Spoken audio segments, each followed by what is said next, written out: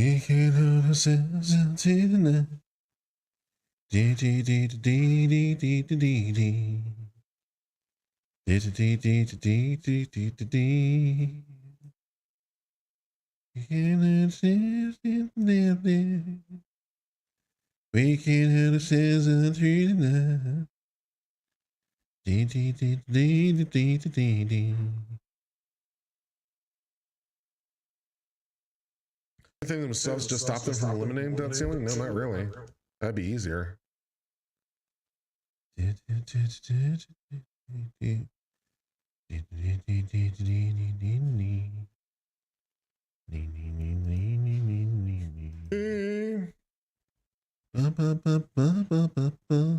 right.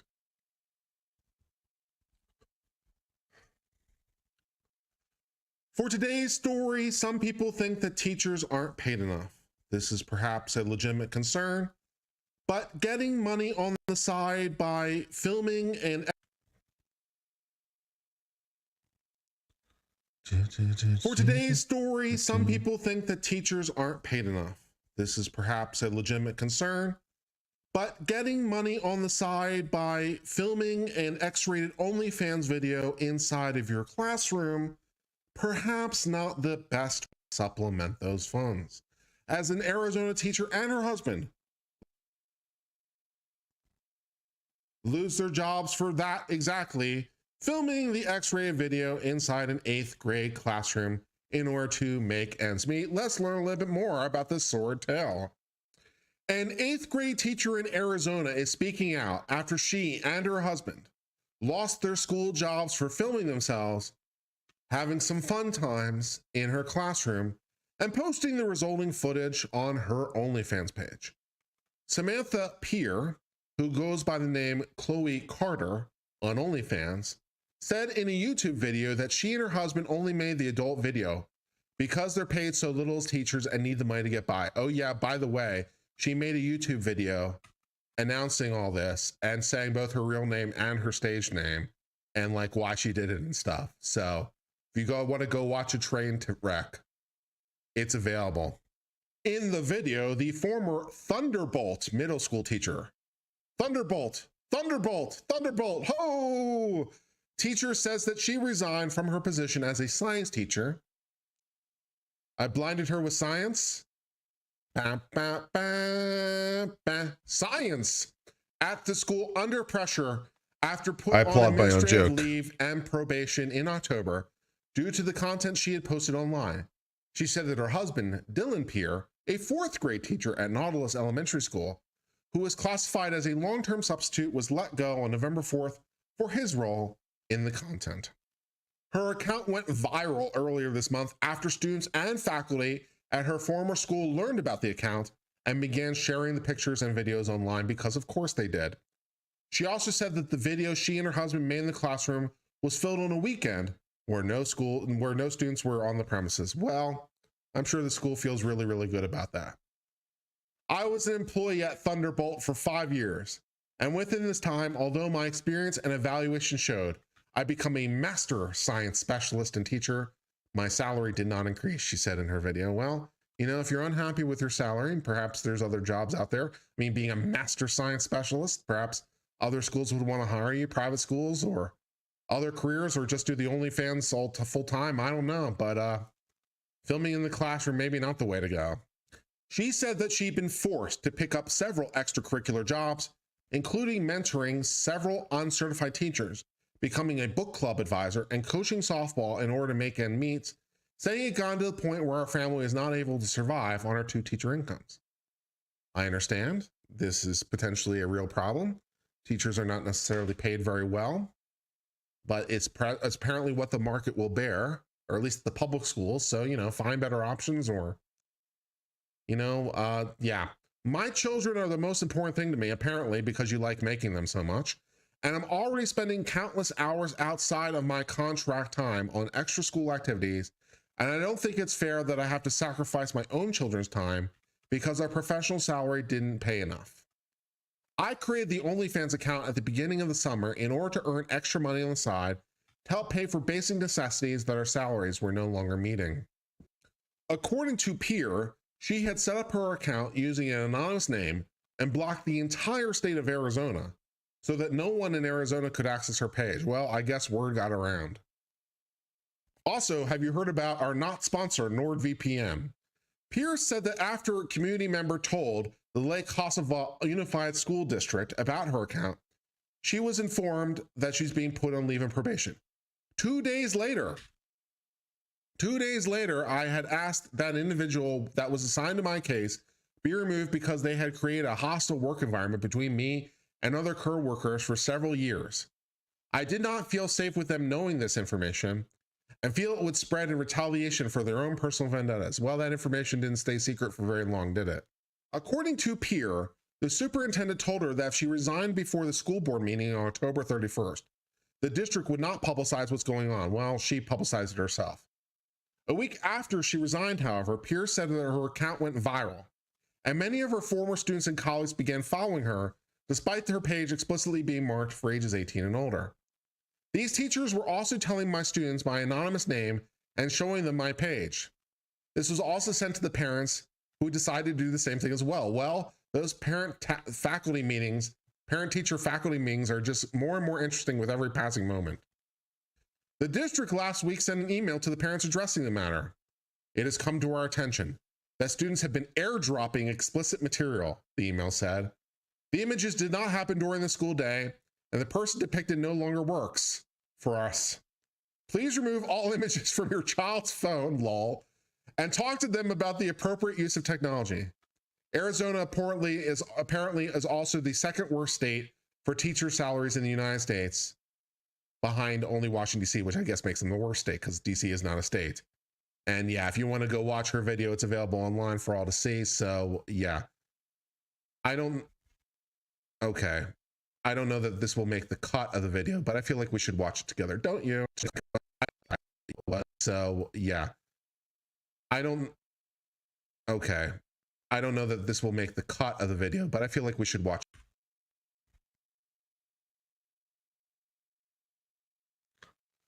Now let me see how much of this I want to put in. So this will be an interesting exercise. How much of this do I want to put in into the actual edit?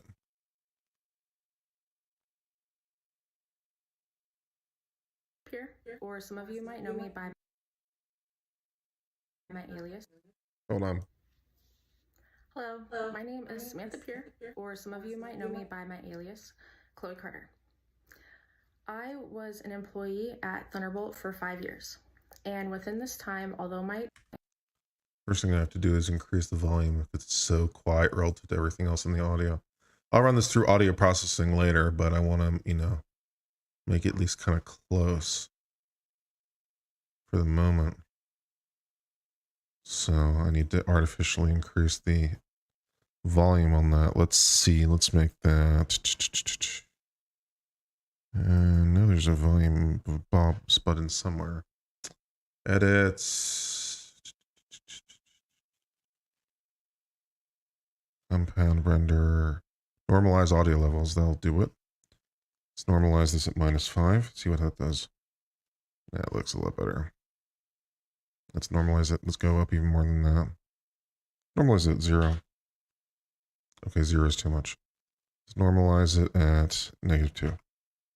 That'll do the trick for the moment. Let's see how much of this I want to put in. Please remove all images from your child's phone, lol, and talk to them about the appropriate use of technology. Arizona apparently is also the second worst state for teacher salaries in the United States, behind only Washington, D.C., which I guess makes them the worst state because D.C. is not a state.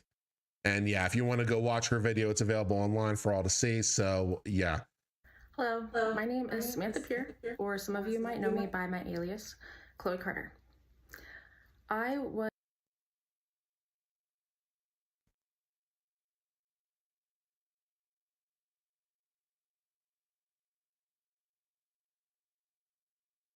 to them about the appropriate use of technology.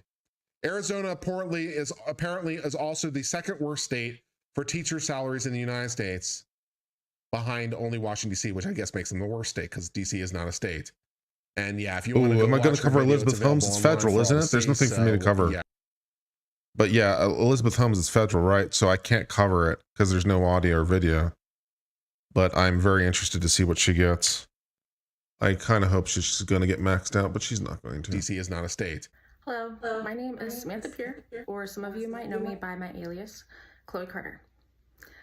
I was an employee at Thunderbolt for 5 years. And within this time, although my experience and evaluation showed that I had become a master science specialist and teacher, my salary did not increase. In this time period, I had to continue picking up extra stipends in order to make ends meet, such as co-advisor to yearbook club, STEM club advisor. I was mentoring a group of 4 uncertified new teachers and was going to coach softball in the spring. It got to a point where our family was not able to survive on our 2 teacher incomes. My children are the most important thing to me, and I'm already spending countless hours outside of my contract time on extra school activities, and I don't think it's fair that I have to sacrifice my own children's time because our professional salary did not pay enough. Arizona is currently ranked 50th state as lowest paid teacher salary. I created content at the beginning of the summer in order to earn extra money on the side to help. Arizona is currently ranked 50th state as lowest paid teacher salary. I created content at the beginning of the summer in order to earn extra money on the side to help pay for our basic. I'm gonna actually go there. That's better. I created a content. I like that. Or no, actually, because I want her name in. She's giving her own name, so. Hello, my name is Samantha Peer, or some of you might know me by my alias, Chloe Carter. I was. All right, let's cut it there.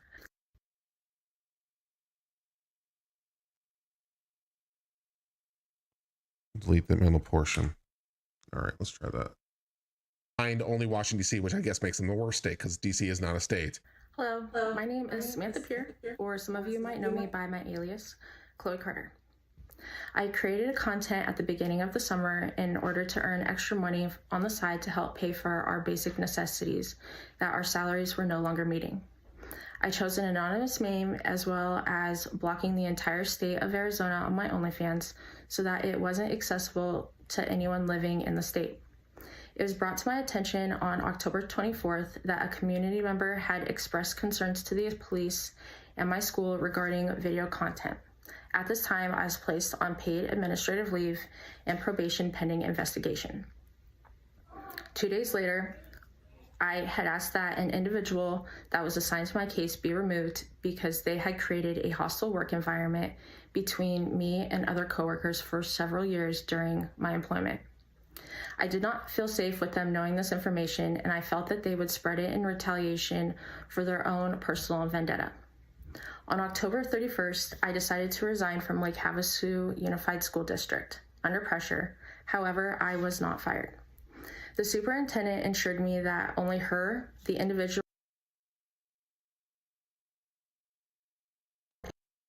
paid administrative leave and probation pending investigation. On October 31st, I decided to resign from Lake Havasu Unified School District under pressure. However, I was not fired. The superintendent assured me that only her, the individual that was removed from my case, and my own family were aware of the situation and content, and told me that if I had resigned before the board meeting on Monday, October 31st, the school would not publicize what was going on. On November 2nd, my husband was put on paid administrative leave because faculty reported pictures of myself that were being spread amongst other teachers. The following Friday, November 4th, my husband was terminated from the elementary school because he is classified as a long-term sub and he has an at-will contract. The superintendent stated he can be let go for no reason at all. It wasn't until Sunday, November 6th, when I had not been a teacher for the school district for 6 days, that my social media used for advertising became viral. November 6th was the first day that previous students and community members began following my alias accounts. Other school teachers were notified of the site and they began to spread it amongst themselves. Under pressure. However, I was not fired. It wasn't until Sunday, November 6th, when I had not been a teacher for the school district for 6 days, that my social media used for advertising became viral. November 6th was the first day that previous students and community members began following my alias account. Other school teachers were notified of the site and they began to spread it amongst themselves. Those teachers also were telling students my anonymous name and showing them my page. This was also sent to the parents and they decided to do the same thing as well. They were sharing my anonymous name and content page with their children and allowing them to comment and follow on my accounts, although they are specifically labeled as not safe for work, 18 plus only. Students were never aware of my social medias, nor did they follow me until after I had resigned from the district on October 31st and went locally viral on November 6th. It wasn't until November 9th that these links were available on my personal social medias due to state news coverage. Parents are still allowing their students to follow, contact, harass, and intimidate me. These parents are posting my personal address online and threatening to show my were notified of the site and they began to spread it amongst themselves. It wasn't until Sunday, November 6th, when I had not been a teacher for the school district for 6 days, that my social media used for advertising became viral. November 6th was the first day that previous students and community members began following my alias account. Other school teachers were notified of the site and they began to spread it amongst themselves. Those teachers also were telling students my anonymous name and showing them my page. This was also sent to the parents and they decided to do the same thing as well. They were sharing my anonymous name and content page with their children and allowing them to comment and follow on my accounts, although they are specifically labeled as not safe for work, 18 plus only. Students were never aware of my social medias, nor did they follow me until after I had resigned from the district on October 31st and went locally viral on November 6th. It wasn't until November 9th that these links were available on my personal social medias due to state news coverage. Parents are still allowing their students to follow, contact, harass, and intimidate me. These parents are posting my personal address online and threatening to show my underage children revenge porn. Community members are now going to public places such as my gym and threatening to cancel their membership because their children also go there. The gym owner chose to terminate my membership, although I had been a member for 4 years, because other juvenile members were harassing me by taking my picture and videotaping me while I was trying to work out. The video that was created and advertised was made after contract hours on the weekend. No minors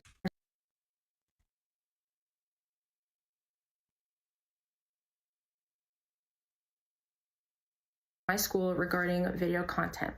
At this time, I was placed on paid administrative leave and probation pending investigation. On October 31st, I decided to resign from Lake Havasu Unified School District under pressure. However, I was not fired. It wasn't until Sunday, November 6th, when I had not been a teacher for the school district for 6 days, that my social media used for advertising became viral. November 6th was the first day that previous students and community members began following my alias account. Other school teachers were notified of the site and they began to spread it amongst themselves. Those teachers also were telling students my anonymous name and showing them my page. This was also sent to the parents and they decided to do the same thing as well. They were sharing my anonymous name and content page with their children and allowing them to comment. The video that was created and advertised was made after contract hours on the weekend. No minors were ever present or involved in the videos. I am already paying the consequence by losing my teaching certificate as well as losing the job that I loved most. I thoroughly enjoyed working with my coworkers, teaching my students science, and it brought joy to me every day. Looking back at the situation, I wholly regret creating the video in the classroom after school hours. But I felt trapped in my financial situation and I felt this was the only way that my family would be able to survive. However, I do not believe that my name should be smeared throughout the community when I made one mistake that didn't affect anybody until other adults began allowing children present or involved in the videos. I am already paying the consequence by losing my teaching certificate as well as losing the job that I loved most. I thoroughly enjoyed working with my coworkers, teaching my students science, and it brought joy to me every day. Looking back at the situation, I wholly regret creating the video in the classroom after school hours. but I felt trapped in my financial situation, and I felt this was the Whoops.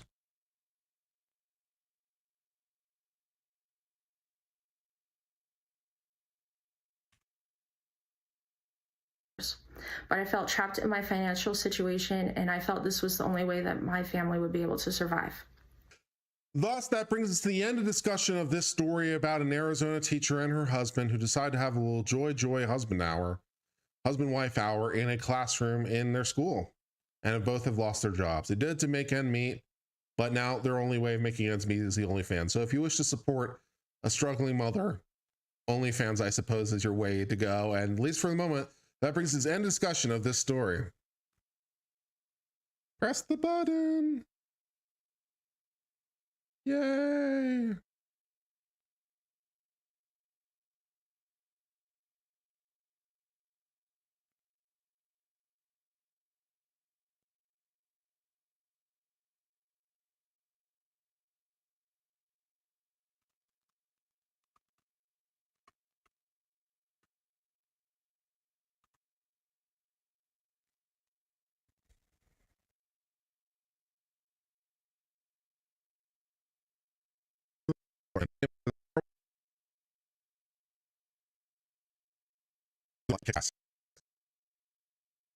The random lights button kicks ass. Too late. In today's story for Revelations That Came Too Late, a Connecticut mom tweeted, "Why did I have a child?" She was convicted of suffocating her 8-year-old to death and then setting her.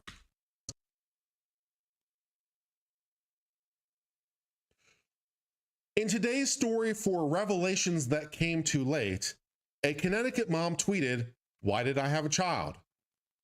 She was convicted of suffocating her 8-year-old to death and then setting her home ablaze. Might have been a little late in the revelation on that one. Also, she dealt with the question, "Why did I have a child?" with fairly extreme measures, but okay, let's learn a little bit more about this story. A 44-year-old Connecticut woman may spend the rest of her life behind bars for killing her 8-year-old son inside of her home, which she then set on fire. The New Haven, Connecticut jury on Wednesday found Karen, her name is literally Karen, Zawoski guilty on 1 count of murder and second-degree arson in the 2016 death of young Elijah Zawoski, prosecutors had announced. Pictured here is a Karen who decided to take her problems up with the manager in the form of setting the house on fire. According to a press release from the New Haven State Attorney's Office,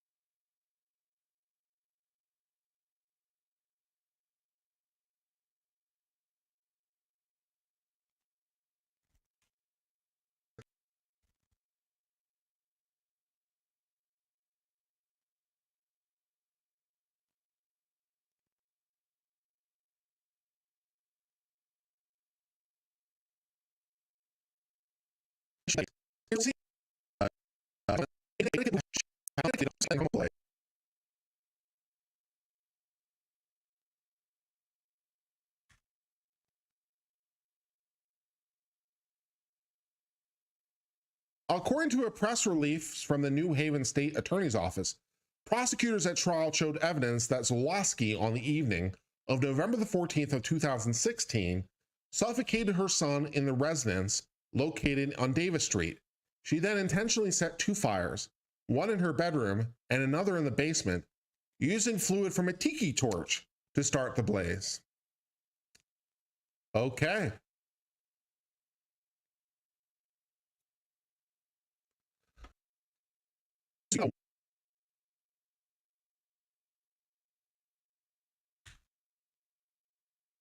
One in her bedroom and another in the basement, using fluid from a tiki torch to start the blaze. Upon arriving at the scene of the fire, first responders got Elijah out of the burning home, but were unable to resuscitate him. The office of the chief medical examiner performed an autopsy and determined that the boy's manner of death was homicide and cause of death was asphyxiation, as well as acute intoxication from a deadly amount of antihistamine of Benadryl. Wow.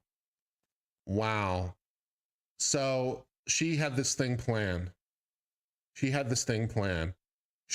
gave her son a deadly amount of Benadryl to cause him to be sleepy and tired so that he would fall asleep. So then she could murder him and set him ablaze. Wow. Wow. The medical examiner also concluded that Elijah had died prior to the house fire, which is why it's second-degree arson, incidentally. Zawoski reportedly was hospitalized with severe smoke inhalation from the fire she set and treated. Investigators also discovered a series of disturbing social media posts that she posted prior to the killing. For example, on November the 10th, and just by way of reminder, this thing happened on November the 14th. So 4 days prior to the event, she tweeted the term fire extinguisher, devil's playground, and as well as hashtag take that as you will, according to a warrant. 1 day later, she tweeted the phrase empty promises, followed again by take that as you will, and on November the 12th tweeted, why did I have a child? And then 2 days later killed the child. Guys, if you see yourself spiraling this deep, get help. Go to the hospital and get help. Seemed like she was cooking for a little while there and decided to resolve that by, yeah, okay, that's great. Authorities did not arrest Zawoski until October 2017. She was taken into custody in North Carolina, where she moved following the death.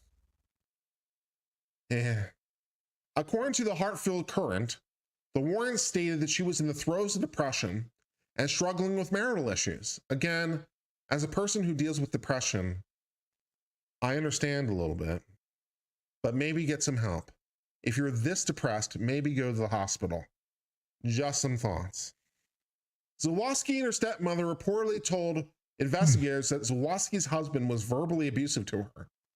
How verbally abusive could he possibly be at this point? She reportedly filed for a divorce, but the case was dismissed by a lack of diligence just a few weeks before she killed Elijah. So that's something you don't see every day. She filed for divorce, but the case was thrown out of court for failure to prosecute. So she filed for divorce and then failed to follow up. Like, you can't just file for divorce and then divorce granted. There are other steps along the way. And she didn't pursue those steps. And, you know, it's a civil case, and eventually the judge will be like, okay, dismissed for failure to prosecute. You know, so her divorce petition was dismissed. And I suppose okay, wow. Our thoughts are with the Elijah family at this time, and we hope this verdict eases some of the suffering we have. I imagine husband might be filing his own divorce petition right about now. The New Haven state attorney said in a statement following the verdict, we'd like to also extend our appreciation to the police, firefighters, and EMT, as well as the Division of Scientific Services and the Chief Medical Examiner. Though they are trained to handle investigations involving death of children, we know this can take a toll. Zawoski is currently scheduled to appear before a judge on January the 10th, 2023. Because she was convicted of a Class A felony, the defendant faces a sentence of 25 years to life in Connecticut. Yeah, I imagine she'll be serving more than 25 years, so yeah. And also with the arson, probably going to be consecutive, I'd imagine, so. She might get out of jail when she's old, but meh. Let's wrap this up. Thus, that brings us to the end of the story. Delete that little bit pause in between. Remove, delete the pause. I'd imagine so.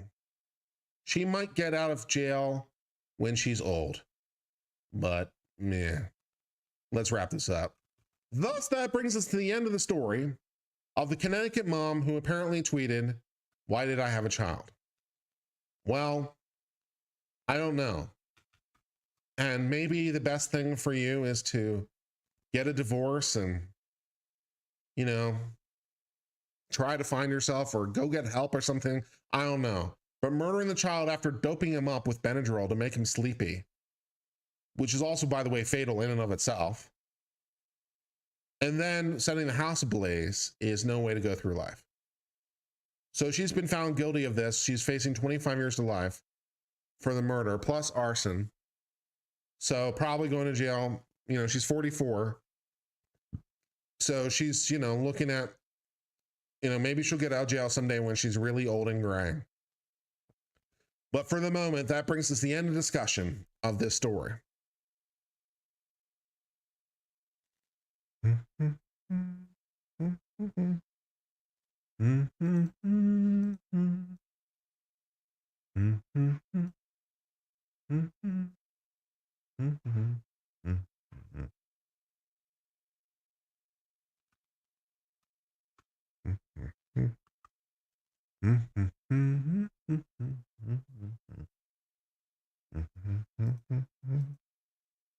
Some are easier than others. Yeah, some edits are easier than others. Just, you know, delete the ums and ahs and spaces and make, it's one of the reasons you got to listen to it back so you can listen to it how it sounds, right? It makes there's not undue pauses, or the pauses that you want are, if you leave pauses in there, that you want them to be in there. Sometimes I leave pauses in for dramatic effect. But that's why I listen back to it. It's like, oh, that pause sounds wrong. Yeah, celebratory ending tag to your videos. That could be your hook to keep people to the end. Well, Tralfaz, I kind of think it's the exact opposite, actually. We used to have an ending at the end of every video. It was the same ending that we had. We had that little bumper at the end of every video, and we had that for a very, very long time. But I was watching, I watch a lot of content on how to make YouTube videos and how to make them better and how to do lighting and cameras and audio and stuff. Like, even if I don't use the tips, it's nice to be aware of them, you know, things. And like, you know, where I get some ideas, like making the color background the way it is or whatever, right? So one of the videos I watched said that actually having those kind of end bumpers is actually kind of bad, because people tend to click off your video if they hear that you're wrapping up, right? So if they get to if they know you're wrapping up, they tend to click off. So by having that bumper, it was like the data that I heard suggested that was bad, and the channel has been doing very well since I got rid of it. So I'm not sure how much difference it's making, but it seems to be making some. So the decision to get rid of that ending bumper was very, very deliberate, because it makes it more likely that people will listen to more of the video. So, doesn't YouTube let you do chapters? Yes. Yeah. Yes, it lets me do chapters, but there's no chapters within a story. It wouldn't, what chapters would there be within a story? There are no chapters. The videos, like, it doesn't make sense for the videos to do chapters. For a live stream, maybe, to go back and edit, to go back and put in chapters, maybe, but for these edited videos, it almost would never make sense.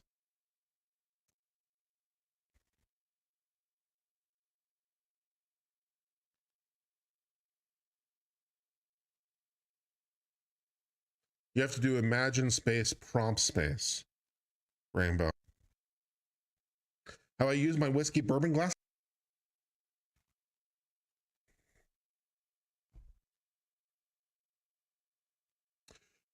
For today's story, we are dealing with a follow-up for the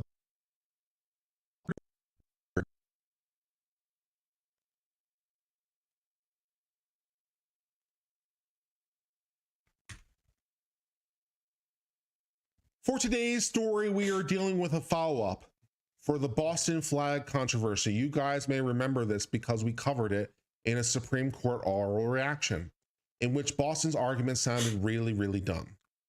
Boston has, but once we're done with this, we may try to create new logo animations. I downloaded some transitions for logo animations and I haven't tried to use them yet. So we may try to do it live and see if we can create some new logo transitions, because that would be cool. So if we can have the same logo with the same music, but it's visually distinct, that'd be kind of cool. We'll see if we can do that. All right. Anyways, where was I? Flagpoles. One of the flagpoles, they fly the American flag. One of the flags, they fly the state flag. And the other flag, they fly other things. Am I live and is everything okay? Well, yes, I'm live. And I was doing a little editing. I was feeling a little bit down. And, you know, I like streaming. It makes me feel better. So I thought, you know, I was feeling not motivated. And I was like, you know, I'll just do this tomorrow. And then I thought to myself, you know what? What if I just do it with people watching? Because I like it when you guys are in the chat and with me. And I got 94 of you guys hanging out with me now. Now I have 94 friends. So this is improved. So yeah, I'm doing fine, I think. Including private flags. They have an application form that you fill out if you want your flag to be flown. And over the years, they had never denied anyone the right to fly their flag ever. Until someone wanted to fly the Christian flag, which as depicted here, the Christian flag, at least traditionally, is a white flag, but with a blue corner with a red cross on it. So that's what the Christian flag looks like. And they said, no, we're not going to do that. And Boston's arguments were really, really dumb, basically because they basically proved they had animus to religion. It was really bad. Well, after their victory, of course, they then went back to trial, and they've recently reached a settlement where Boston's going to have to pay Yo for the denial of the flag because they were religious bigots. Let's get started with this. Boston resident Hale Shurtleff, the director of the Christian group Camp Constitution, has settled his lawsuit with Boston for $2.1 million. Well, Boston gonna help some kids go to Christian camp. How nice. The Supreme Court ruled for him in May when it found that Boston's 2017 refusal to fly the flag had been unconstitutional. Boston allows private groups to have their flag temporarily flown in front of Boston City Hall. They sure did. Since the implementation, the flags that have flown have included ethnic flags, gay pride flags, Juneteenth, Battle of Bunker Hill flags, and many others, including my personal favorite, a flag of a bank. They flew one time, so that was special. They flew the bank's flag, but yeah, Camp Constitution was the only group whose request was denied. It sure was. Genome says, looking at your audio, it seems like the peak volume is lower than 0 decibel. Do you normalize to 0 decibel and or do you do any compression? Well, the very last thing I do after I do all my editing, after I do all the editing, I export the videos and then I run them through a online app called Audacity. Called Audacity? Called Audiophonic. Sorry, Audacity is the Windows tool. It's called Audiophonic. And Audiophonic does artificial intelligence remastering of audio. And so I run all the audio before I post it to YouTube. For the edited stuff, I run it through Audiophonic, which does magic EQ stuff. And that's how I make sure that it sounds good. But that's the last step I do before I post it, is run it through Audiophonic. So there you go. Marie says, hello, big fan from Rio de Janeiro, Brazil. Big fan. Thank you very much. Marie, I hope you're having a great time in Rio. If you're single and looking, let me know. Maybe we can arrange a trip to Brazil. And of course, there was that $100 super chat from Tralfaz for pulling the curtain back. You're welcome. A Brazilian honey doesn't sound too bad, guys. I don't speak Portuguese though, but I suppose I could try to learn. Although I've had problems with foreign languages in the past, but I'll try. I'll try for love. Anyways, let's get back to editing. Yeah. Boston argued its objection was grounded in commitment to avoiding government endorsement of religion as required by the Establishment Clause. Oh, and here's a little factoid. I don't know if this applies to American citizens, but here's another one. It might apply to American citizens, but here's a little factoid I know. If you are married to a Brazilian, they will not extradite you to the United States. So being married to a Brazilian honey could come really convenient if I need to flee the jurisdiction of the United States, because I could go to Brazil and live out for my life of crime, flee free of the United States' terrors, because they don't want extradite if you're married to a Brazilian. So This is what happens when you study law. Sometimes you learn about little eccentricities in extradition law. Fun and exciting. Back to the video. Yeah, by having animus to religion. They just flat out have animus to religion. We're not doing the religious flags. You're single and good looking, a female engineer. This is sounding more and more promising with every moment. If you're really interested, send me an email. My email address is on my about page for my channel. That's the best way to contact me.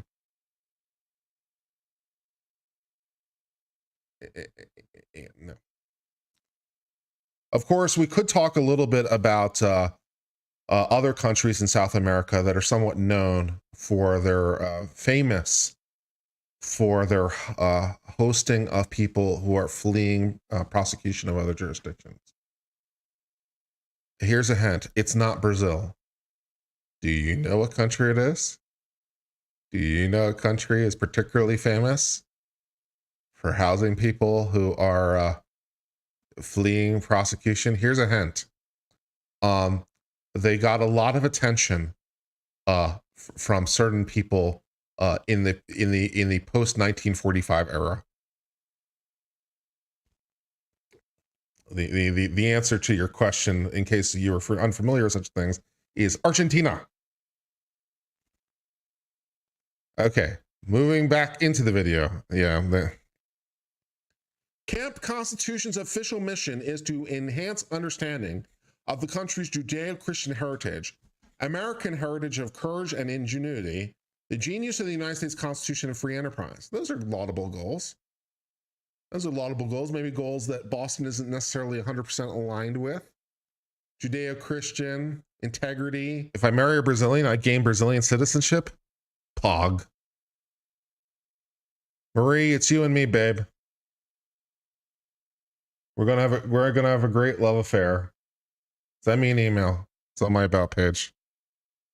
Argentina for the win? I mean, you know, Argentina has a cool flag. Although Brazil has also a pretty cool flag. Anyways. Genius of the Constitution, free enterprise. That's that capitalism I keep hearing about. Argentina also got into a little spat with England once. Falkland Islands. But, okay. The group had sought to fly its flag below, which is contained below. And it's, yeah, the white flag with the upper left corner is blue with a red cross on it. That's what the Christian flag looks like, more or less. The case proposed an important First Amendment question. Whose speech is it when the flag is flown? The private group or the cities? Well, yeah, I mean, if the flying of the flag was purely incidental of private expression, Boston would not have the right to impose content-based restrictions. So if it's just private speech and they've opened it up to everybody, then, you know, you got to open it up to everybody. However, if by choosing the flag, Boston itself was making a statement, then it would be its message. But it's a little bit hard for it to be your message when you're flying flags of, for example. Although the coolest flag in the world has got to be Nepal, just because it's not rectangular. Did you know that Nepal's flag is actually defined in its constitution? Its exact measurements are defined. Did you know that's how serious Nepal takes its flag? Its exact measurements are defined in the Nepalian constitution. Did you know I knew something about the Nepalian constitution? Yeah, we cut over deep here in the Uncivil Law, lad. Example, you know, competing sports teams or competing nations or the bank. Not sure why that's a message you want to say. Ultimately, the Supreme Court ruled 9-0 that the group's free speech was at stake and Boston violated the Constitution. Yeah, they really went about that in a really, really bad way. They totally destroyed their argument. Outgoing Justice Stephen Breyer wrote for the court and reasoned the flag raising program did not constitute government speech. Following the ruling, the case was remanded for further proceedings. As revealed by a settlement documents recently made public, the parties resolved. Here's a fun little trivia question for you. I believe it is true that Nepal is only one of 2 flags in the world that are not rectangular. Do you know where the other flag that is not rectangular is? I think there's only 2 of them. Nepal is one of them. Do you know where the other flag in the world that is not rectangular is? A trivia question over here on Uncivil Law Time. Their dispute on Tuesday. Under the terms of the settlement, Boston will pay $2.125 million to Camp Constitution. The case will now be listed as administratively closed, but the federal courts retain jurisdiction in the unlikely event that there's a problem with the settlement, but all they have to do is cash a check, so I think they'll be fine. The court's ruling in the Shurtleff case forecasted major changes to legal analysis of questions of religion. Well, I'm not sure that's necessarily really true. I think their reasoning was pretty in line with precedent, Smith being most notable. Neutrality of religion. If you're going to make it open, you got to make it open. You can't treat religion any worse. They treat religion worse. I mean, it flies in the face, smack face first into Smith, as I said. Ultimately, the justice unanimously ruled in Shutleff's favor. The justice had different views on reasoning. In a spirited concurrence, Thomas and Gorsuch advocated for overruling long-used Lemon tests for Establishment Clause violations. Yeah, Lemon is... Here's a hint. Here's a hint. I was very careful in my wording. I said it's one of two flags in the world. Do you know the other one? I never said that the other flag was of a country.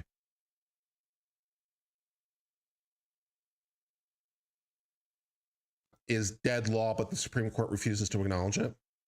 It's dead, but they refuse to say it.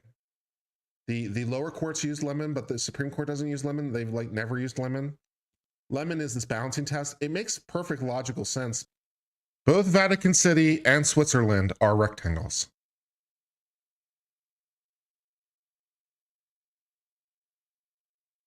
No, that's not the right answer. It's just been hard to apply in reality. Like on paper, it looks fine, but in reality, not so much. It's really problematic. So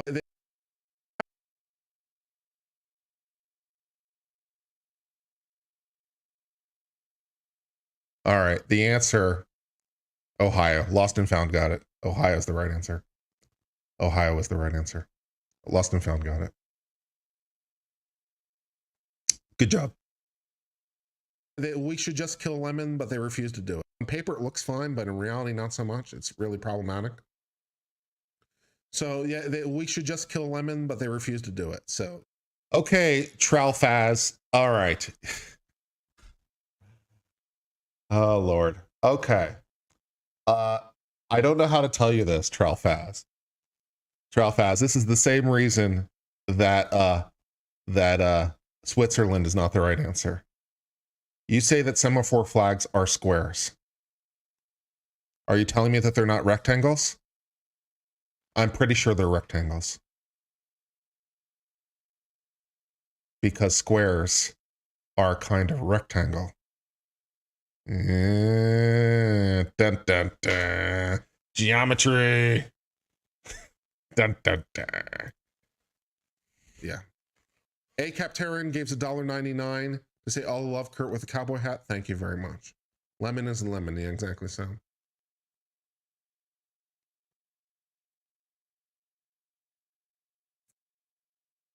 Did they overrule Lemon and Kennedy? Rhombuses are also, well, I don't know if rhombuses are rectangles. I'd have to go look up the definition of rectangles. It's been a while. The court's ruling in the Shurtleff case forecasted major changes to legal analysis of questions of religion. Well, I'm not sure that's necessarily really true. I think their reasoning was pretty in line with precedent, Smith being most notable. Neutrality of religion. It's dead. So yeah, we should just kill Lemon, but they refuse to do it. So yeah. A Captarian gives $1.99 to say all love Kurt with a cowboy hat. Thank you very much. Lemon is a lemon. Yeah, exactly so. It's really problematic. So yeah, we should just kill Lemon, but they refuse to do it. So yeah. A Captarian gives $1.99 to say all love Kurt with a cowboy hat. Thank you very much. Lemon is a lemon. Yeah, exactly so. This is what being married to me might be like. Lots of precision in my language. But I'm very loyal. So that's a plus. Dodecahedrons are D12s. I love it. Yeah. Dodecahedron. Dodecahedron is one of how many regular solids there are? 6? How many regular solids are there? D20, D12, D8, D6, D4, a sphere, and what else?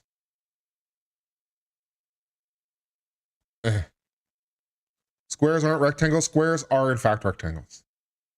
Squares are in fact rectangles. I don't know how to break this to you, Just Juicy.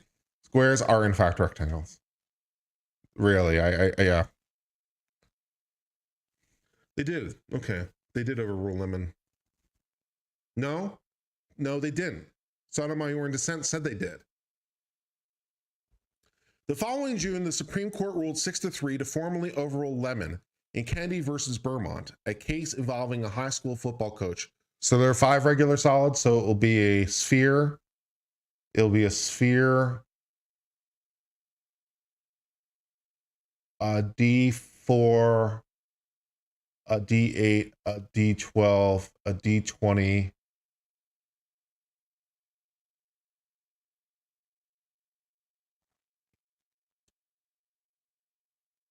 and sphere. Yeah, that's 5. Okay.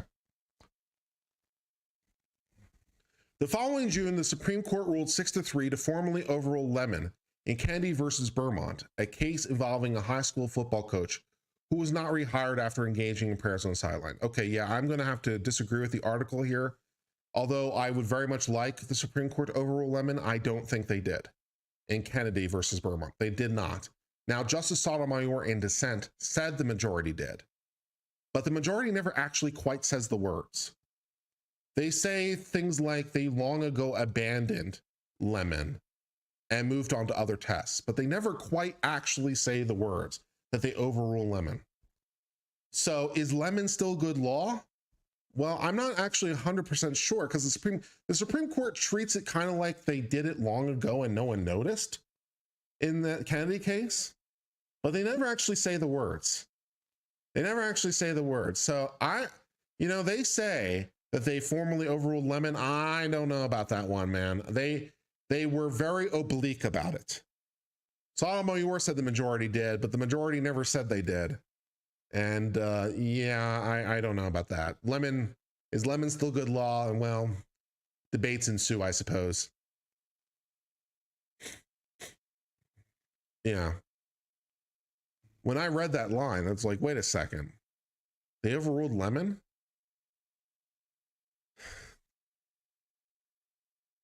We're pleased that after 5 years of litigation and unanimous victory, we are joined to finally let freedom fly in Boston, the cradle.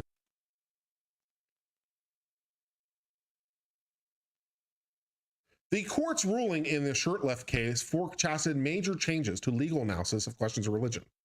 Well, I'm not sure that's necessarily Normies call that hand waving? Yeah, maybe. Reasoning was pretty in line with precedent, Smith being most notable. Tetrahedron, cube, ocahedron, dodecahedron, icosahedron. Is the sphere not a regular solid? D4, D6, D8, D12, D20. Okay, fair enough. If you're going to make it open, you got to make it open. You can't treat religion any worse. They treat religion worse. I mean, it flies in the face, smack face first into Smith, as I said. Ultimately, the justice unanimously ruled in Shutleff's favor. The justice had different views on reasoning. In a spirited concurrence, Thomas and Gorsuch advocated for over. If we start talking about vibration, frequencies, and geometry, what are we going to start talking about? We're going to start talking about A equals, what is it?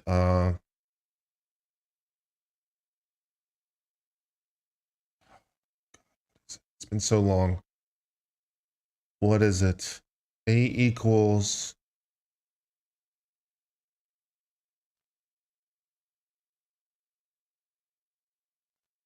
I want to say 420, but that's not right. What is it supposed to be in the good frequencies for an A in hertz?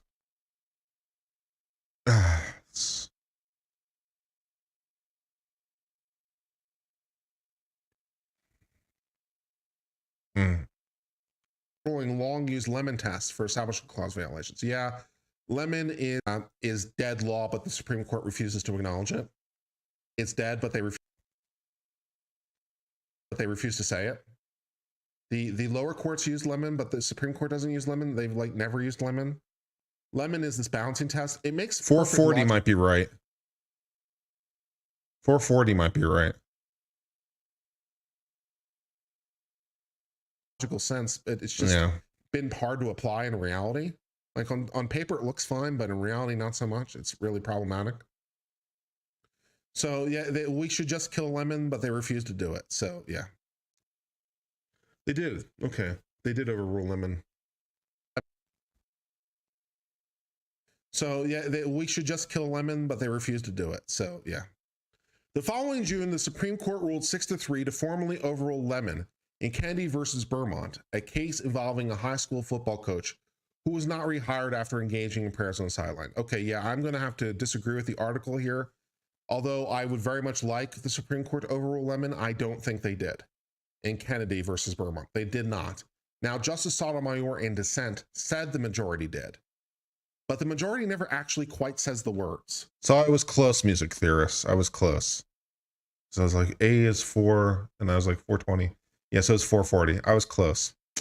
Because we were talking about good vibrations and frequencies. It's like, oh, I was going to prove how smart I am by saying that. And then I couldn't quite remember what it was. So then I wasn't as smart. Because it's like, oh, I was going to prove how smart I am by talking about pitch and shit. But okay, never mind.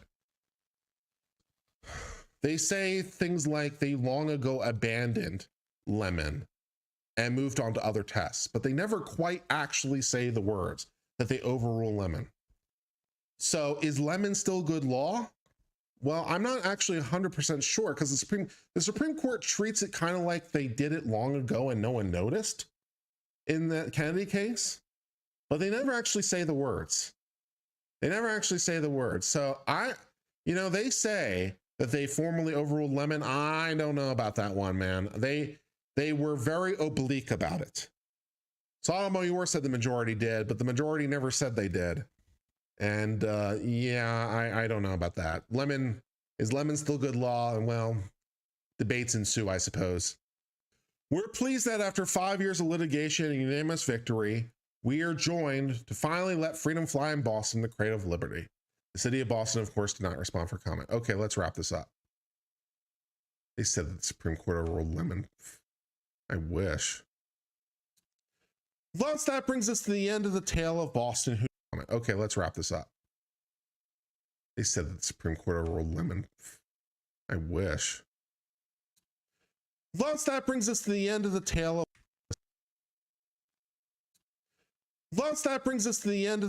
of Boston, who decided not to fly a flag. They did not fly the flag because they had religious animus in their heart. They did not like the religious. And now they have lost, and now they've had to pay $2.1 million to Camp Constitution, which will use the money to further the mission of teaching people capitalism. I'm sure Boston is thrilled. But yeah, the flag, as you can see here, flew proudly over Boston City Hall. And so bringing a fitting resolution to this story, and that, at least for a moment, brings us to the end of the tale.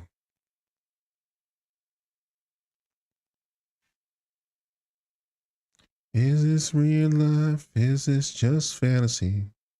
Caught in a landslide, escape from reality. Open your mind, look up to the sky and see. I'm just a poor boy. Nobody loves me. Easy come, easy go. Little high, little low. Anywhere the wind blows. Doesn't really matter to me, Okay.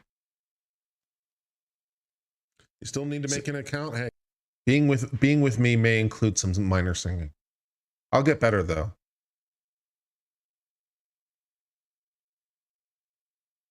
I'll get better. I mean, if you have joy, you should sing, right?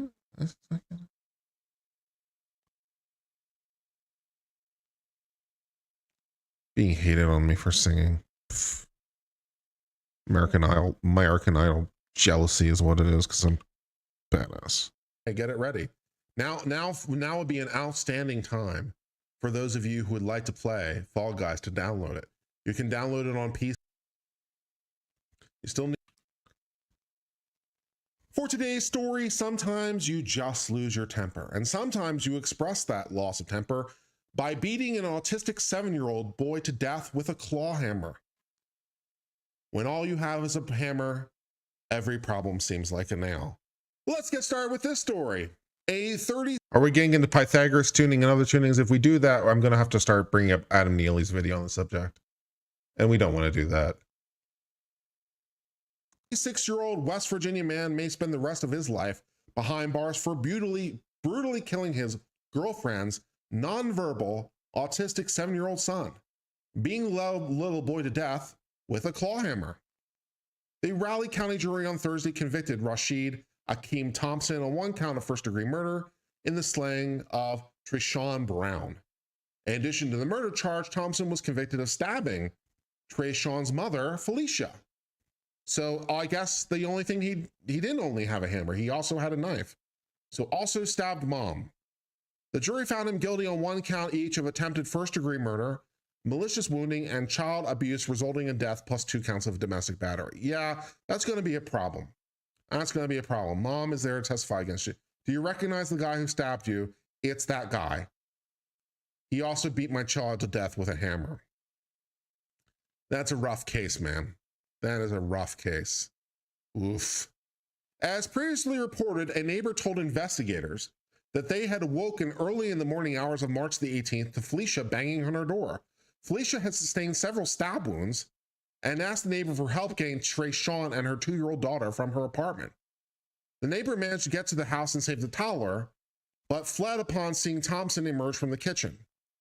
She said she returned to the apartment to get the older boy, but found Thompson repeatedly striking a part of the couch inside the living room of the residence using objects she could not identify at the time, but later identified as a hammer.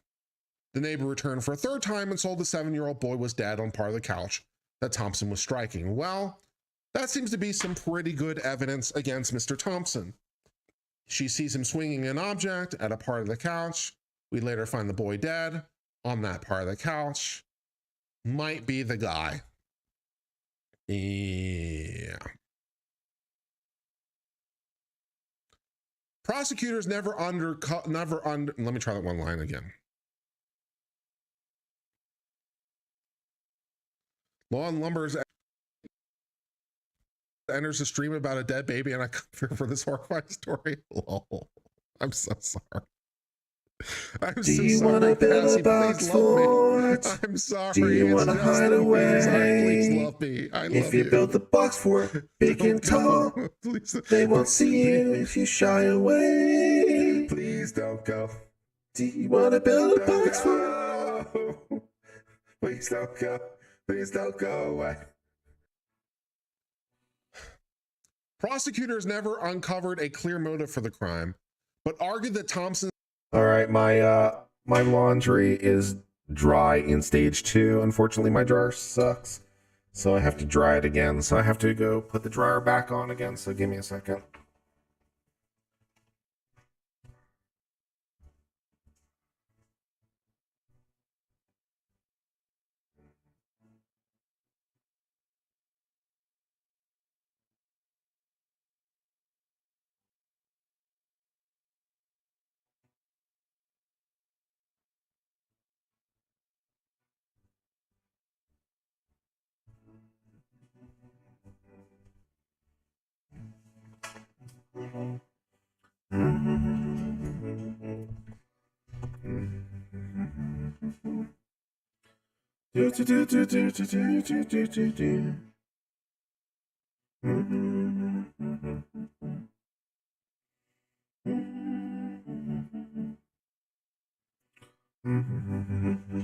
At least I have a dryer, I guess.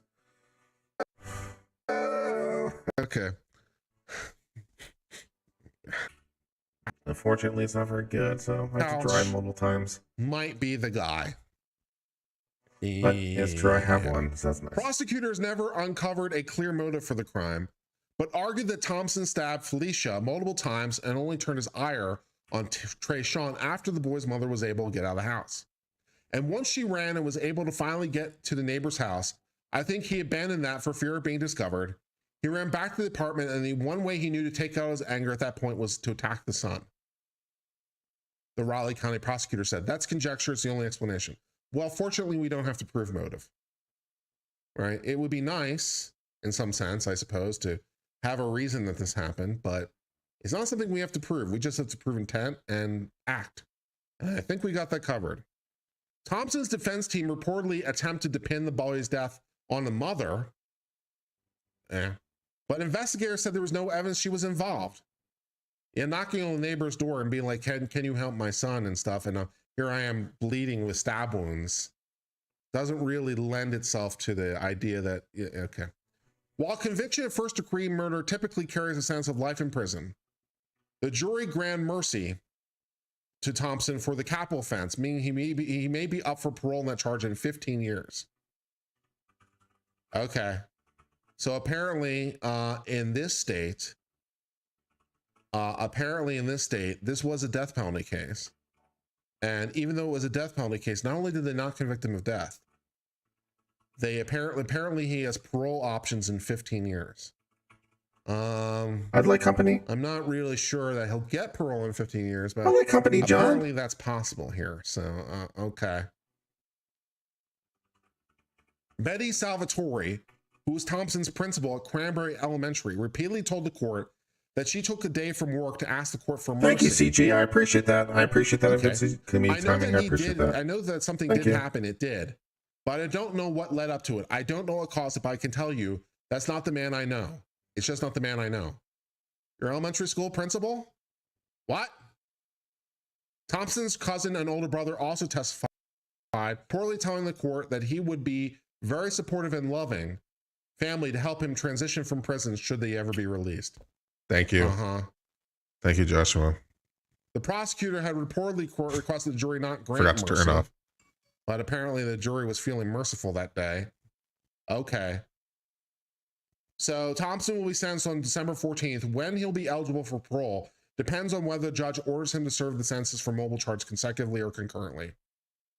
Well, I'm imagining the judge might think a little bit more about the consecutive option, since the 15 years seems a little light for the hammer death and stabbing.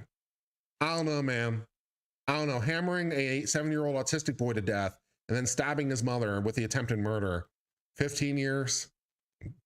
I don't know. Seems a little light. This is West Virginia, so I'm thinking maybe not so much. Thus, that brings us to the end of the story about the West Virginia man who hammered a 7-year-old boy to death and then stabbed the mom and might be out in as little as 15 years, depending on the temperament of the judge that day. So that's apparently a thing that's happening somehow in this case. I'm imagining the judge will go more for the consecutive options because I'm not really sure that I'm feeling like 15 years for the hammer death with the stabbing is the appropriate recompense. Not necessarily feeling that one. So we'll see how that develops, at least for a moment. That brings us to the end of discussion.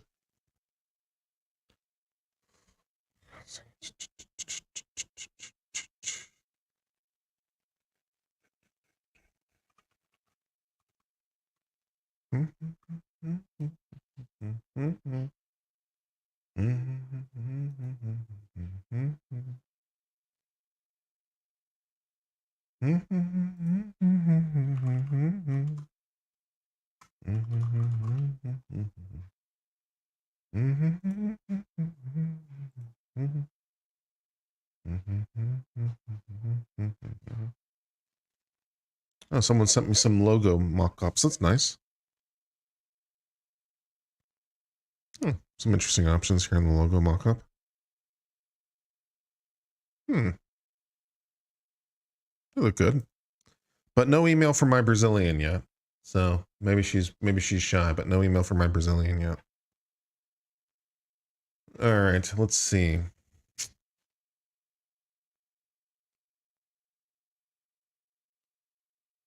Press button.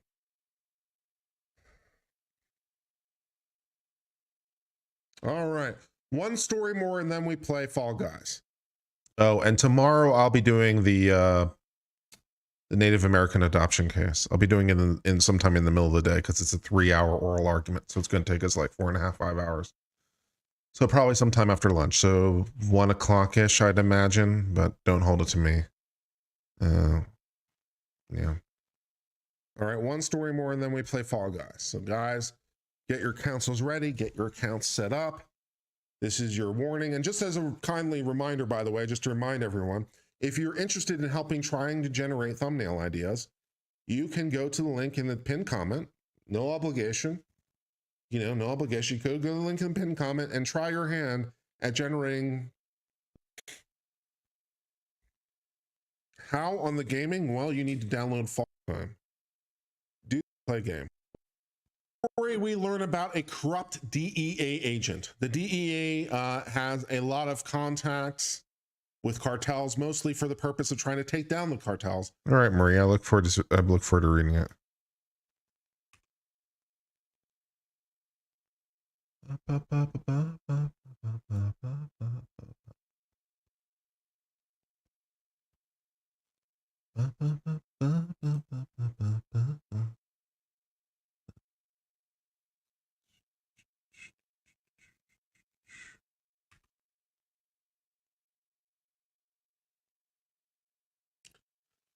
For today's story, we learn about a corrupt DEA agent. The DEA has a lot of contacts with cartels, mostly for the purpose of trying to take down the cartels. But one DEA agent decided to use his power to launder money and just help the cartels and basically just go on a massive party. And look at him, he's having such a fun time. We're going to learn about the exploits of this DEA and how he's potentially the most corrupt agent, although we'll see about that.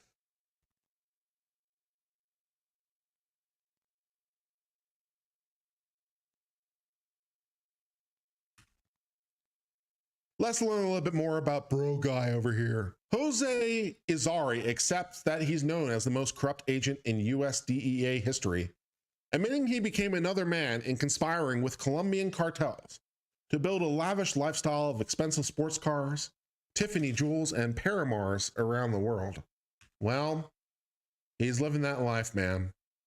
But as he used his final hours of freedom to tell his story to the Associated Press, Izari says that he won't go down for this alone, accusing some long-trusted DEA colleagues of joining him in skimming millions of dollars. But as he used his final hours of freedom to tell his story to the Associated Press, Izari says that he won't go down for this alone, accusing some long-trusted him in skimming millions of dollars. But as he used his final hours of freedom to tell. See, that's why you have to listen to everything, because sometimes you hear something and you're like, oh, I got to remove that sound artifact, or the pause sounds wrong. So you got to listen to it all, and then, this is the joy of editing your stuff.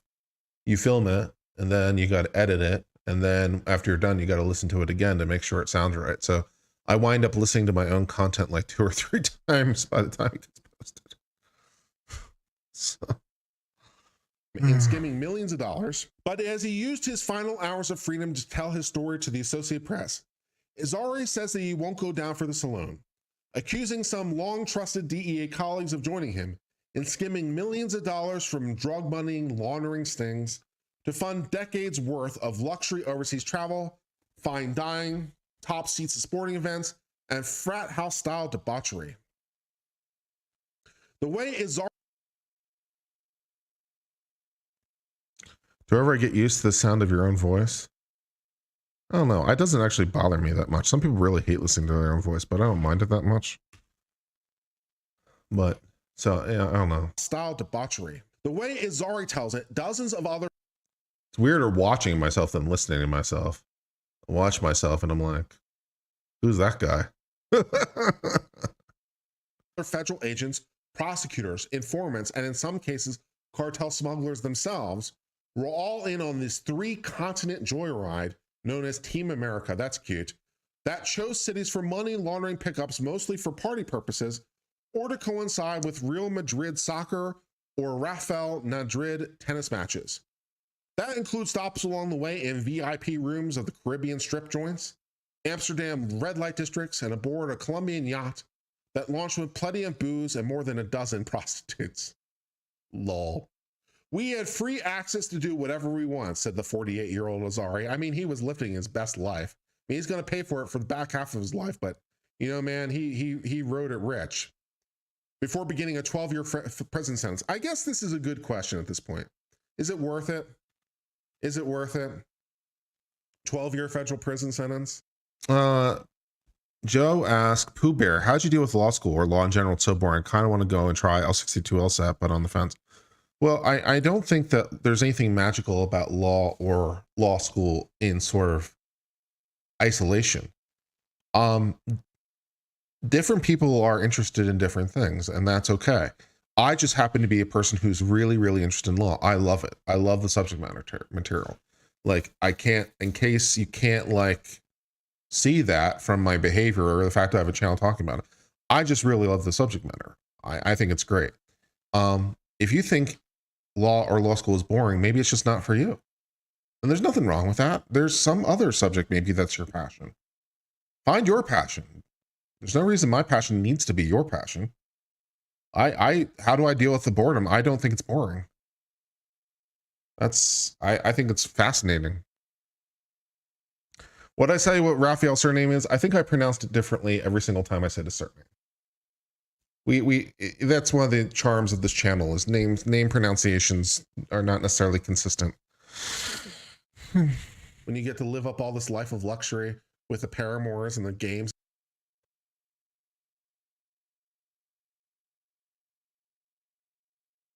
$162 is about what I got on the LSAT. It's been a long time, but I think it's about what I got. 162, 163.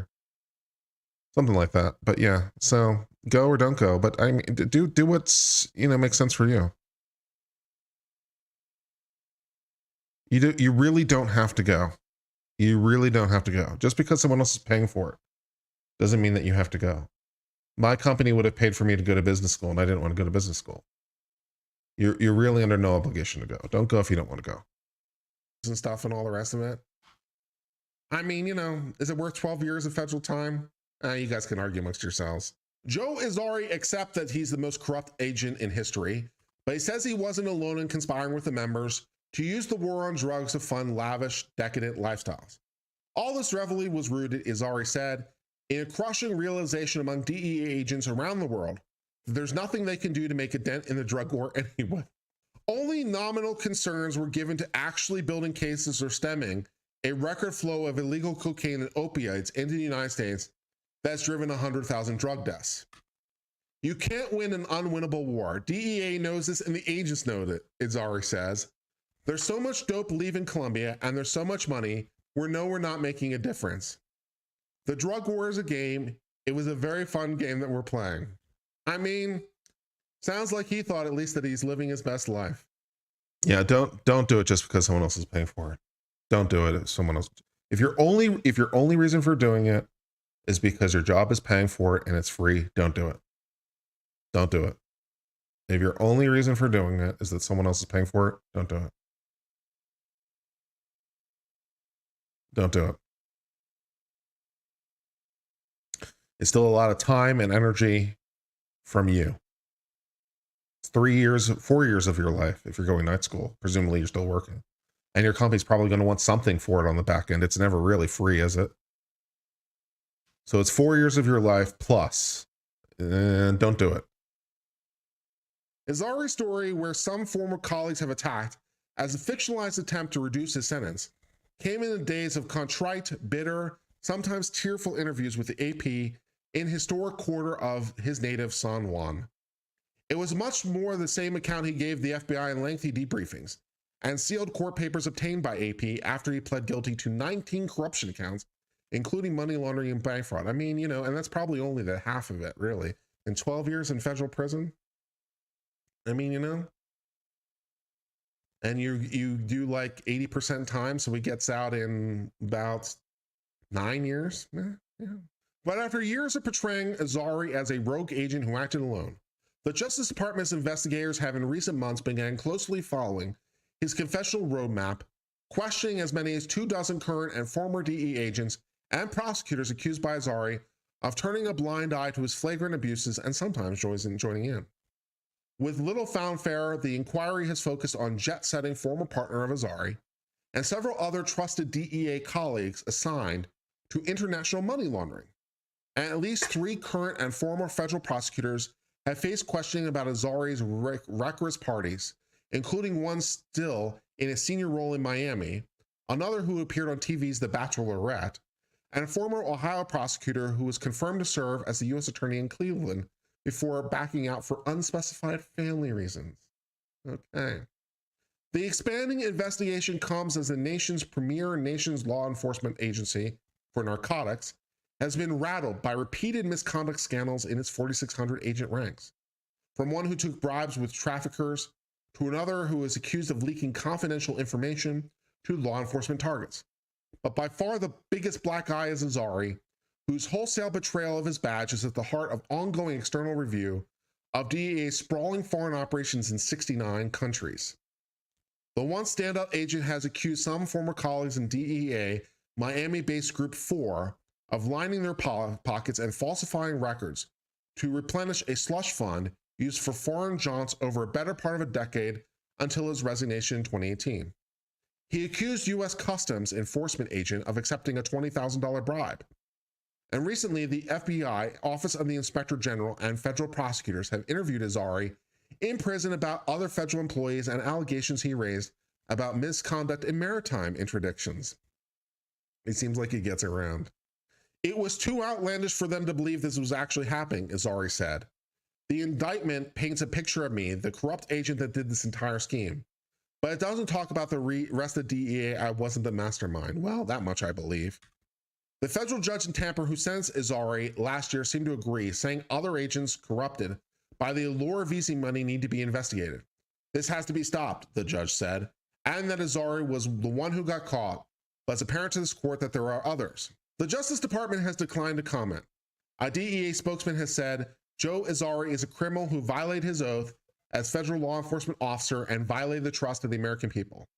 Over the past 16 months, the DEA has worked vigorously to further strengthen our discipline and hiring policies to ensure the integrity and effectiveness of our essential work. I don't know about that. The AP, for its part, was able to corroborate some, but not all the accusations through thousands of confidential law enforcement records. And all right, I have just a little bit of editing left, and then we're going to try to create a series of new bump screens for the logo. And I don't know how that's going to go because I've never done it before, but it'll be fun to try to work it out. So I need to just grab some beers and I'll be right back.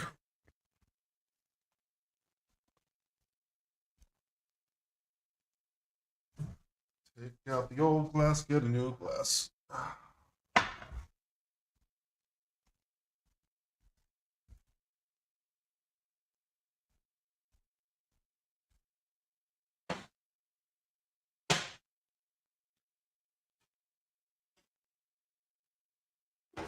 Glass in a long time.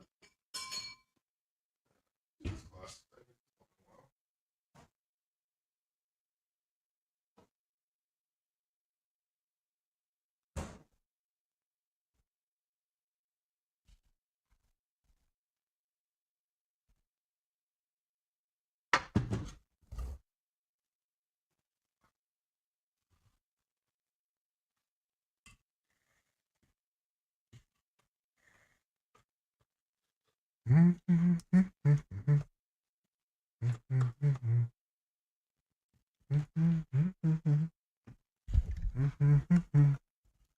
Does Audiophonic work on prawn? I don't know.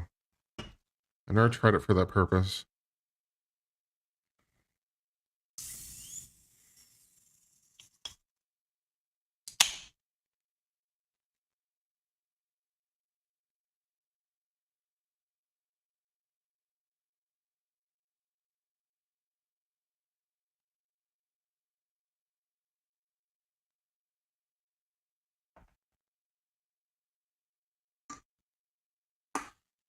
Doctor, don't tell me what to do. What's a doctor? A I don't really have a clue. You put the lime in the coconut and drink it all up. The lime in the coconut and drink it all up. You get the lime in the coconut and drink it all. Get the lime in the coconut and drink it up. Doctor, tell you what to do. Doctor, don't really have a clue. Okay. Dozens of interviews with those familiar with claims and ongoing investigation, including several who spoke on condition of anonymity because they were not authorized. The probe is focused on part on George Zomboros, one of Azari's former partners who traveled overseas extensively for former money laundering operations. Azari told Associated Press that Zomboros enjoyed unfettered access to so-called commission funds and improperly tapped that money for personal purchases and unwarranted trips using the name of people that didn't exist in DEA reports to justify the excess. Zomboros remained a DEA agent after he was arrested, nice, and briefly detained on allegations of sexual assault. He resigned only after being stripped of his gun, badge, and security clearance for invoking his Fifth Amendment right to stay silent. Good for him. When the same prosecutor who charged Azari summoned him to testify before a federal grand jury. Good for you for invoking your Fifth Amendment rights, man. Good for you. You stand on those rights. Authorities are focused on Zomboros. They also subpoenaed his brother, a Florida wedding photographer who traveled and partied around the world with the DEA, and even granted him immunity to induce cooperation. But Michael Zomboros has refused to testify and jailed outside since for civil contempt. So they granted his brother immunity and he still won't testify. So they throw him in jail until he'll cooperate. So, okay, we'll see how that goes. I didn't do anything wrong, but I'm not going to talk about my brother, Michael Zomboros told AP in a jailhouse interview. I'm basically being held as a political prisoner of the FBI. They want to coerce me into cooperating. Well, you're required to testify. If you don't know anything, you don't know anything. But you're required to testify. So, yeah, I mean, they gave you immunity, so your Fifth Amendment protections are gone. That's how that works. Some current and former DEA agents say Azari's claims are overblown or flat-out falsifications. The former ICE agent scoffed at Azari's accusation he took a $20,000 bribe, saying he raised early red flags about Azari. And the lawyer for the Zomboros brothers say prosecutors are on a fishing expedition to bring more indictments because of the embarrassment of the scandal. Everyone they connected to Jose is extraneous to the thefts, said the attorneys. They're looking to find a crime to fit this case as opposed to a crime that actually took place. But no matter what happens, they're going to charge somebody with something because they don't want to come after this with 5 years and only charge Jose. It's hard to believe it stops with Jose, to be completely fair. Making Azari's allegations more egregious as they came on the heels of the 2015 Inspector General's report that slammed the DEA for participating in sex parties with prostitutes hired by Colombian cartels. That prompted suspension of several agents and the retirement of Michelle Lionheart, the DEA administrator at the time. What platform? It's platform independent. It doesn't matter. And it's one of the beautiful things. It's platform independent. Doesn't matter. Thus, that brings us to the end of the story about a DEA corrupt agent seen here having a good time in a former life. He's definitely living that bro life in spades. And despite his many, many corruptions, he's gotten 12 years in federal prison, which, maybe it's worth it. Especially if he happens to have any money stowed away for a rainy day somewhere. So, who knows? But this is apparently the tip of the iceberg on this scandal. But apparently there's good money to be made and good times to be had if you're willing to be a corrupt DEA agent. Is the DEA hiring? Is it too late? I know I'm in my 40s and all, but I'm totes great undercover. I've got a cowboy hat. It makes me mysterious. But until I get that job, that brings us to the end of the discussion of this story. Okay. And then, yep, the rest was just filth, so we can delete that all. And then we just compound it. Great. Save. DEA. Just call DEA. Don't need to really call anything else. I'll save that. Okay, so I've done all the editing I want to do. So now let me see how I'm going to try to create these logos. So what I'd like to do, see if I can create new logo transitions. I downloaded a whole lot of templates. Let's see.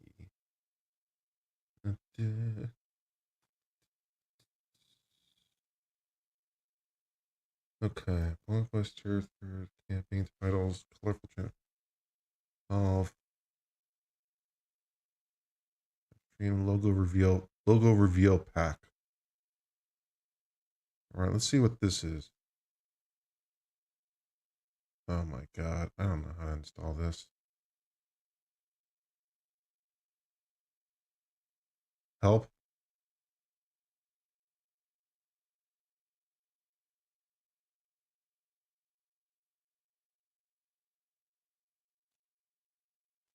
I don't understand anything I'm being shown right now.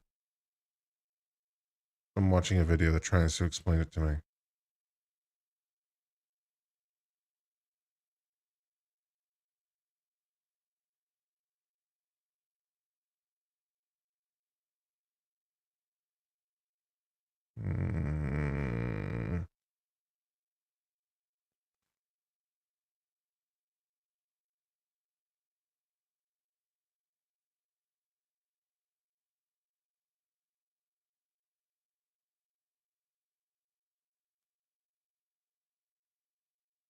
What the fuck?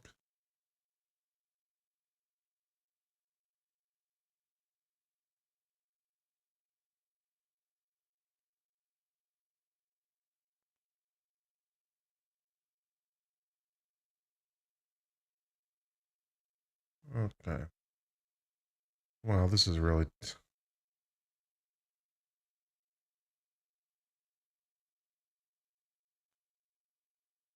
Simple rotating logo reveal, smooth logo reveal, typo logo reveal, YouTube logo.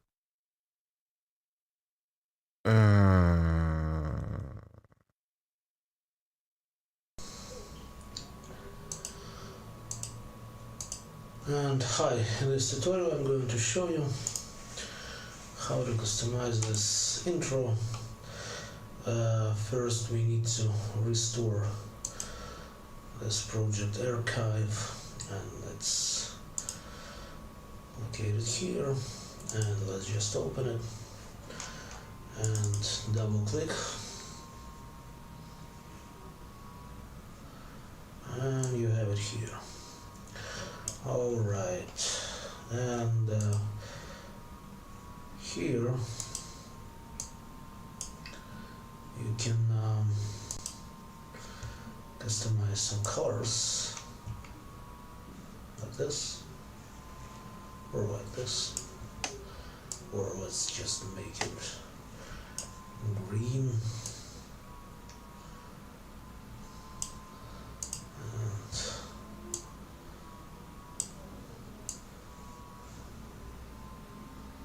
Just play with it as much as you want, it's up to you.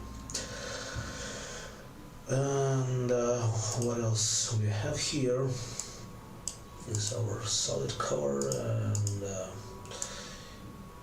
you can tweak it as much as you want, but I will leave it white. And now we need to replace our logo. Let's import something different, like this one. Scale it down a little bit, and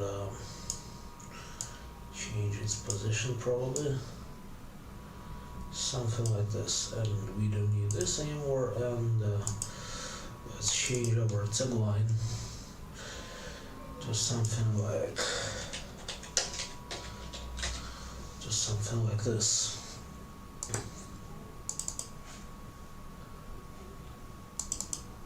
Guys, I'm trying to understand this, and I can't just change the screen really fast because there's no way for me to do this cleanly. I'd have to recapitulate it every time. If this is boring for you, I can do this offline. I know you can't see it, but there's really no way for me to do this cleanly. So it's up. I mean, I'm just gonna go back to trying to understand this.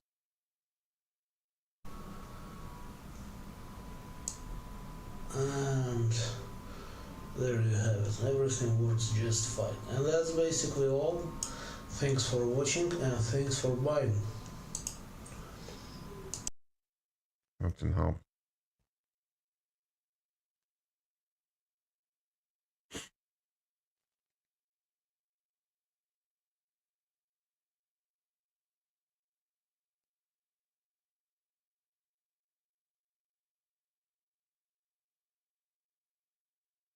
Hi, Vladimir's here, and now I'll show you how to use my template Typology Reveal. Inside you'll find a couple of folders, Help and Typology Reveal. We go into the Typology Reveal, and here we have the file Typology Reveal settings. So we just need to copy this, and if you're on the Mac, we just need to press on the Alt key and press on the Go, then to the library. Inside the library folder, you need to go to Application Support, then Blackmagic Design, DaVinci Resolve, Fusion, Templates. Edit titles. After you put here the template, we can go to the DaVinci Resolve. After you open the project, I'm trying to learn how to create new title animations, or I'm trying to learn how to create new logo animations inside DaVinci Resolve so I can create some new logo animations for my logo for the introduction. That's what I'm trying to learn to do. You need to go to the cut and then go to the titles, and at the bottom of the list you'll find this Typology Reveal. So we just drag and drop this here and then go to the edit. Inside the edit we need to make the length of the clip bigger, longer, because the standard title in the DaVinci is 5 seconds, but our length is 9 seconds, so we just need put the marker here and make it bigger. Okay, so after this we have our all of our links, we have the fade out and everything else. And here in the control panel we can change a lot of settings. So we can change the color of the entire template. So we have the color scheme with this 2 colors. So if you press on this color and change it here, so it's you can change to any color. Okay, so with this color are the Any of you guys know how to create logo animations? You can change the font, so you can use any font you pre-installed in the DaVinci in your system. And also you can change the titles. So for example, this one we can type the Envato. Okay, and here we have the 7 titles, and at the last scene we have our main title and the side.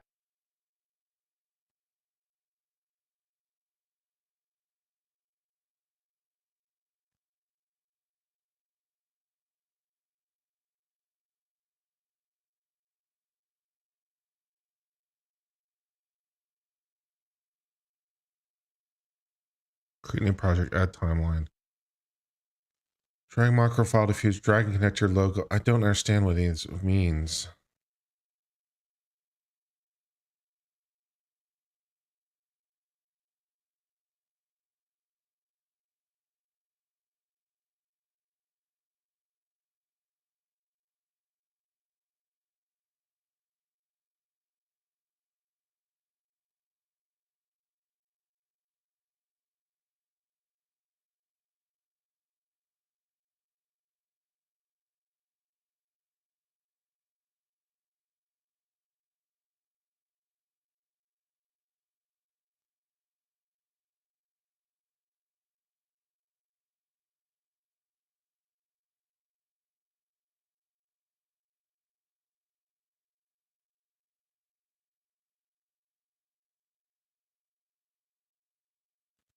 What am I trying to do? I'm trying to learn how to create an animated logo.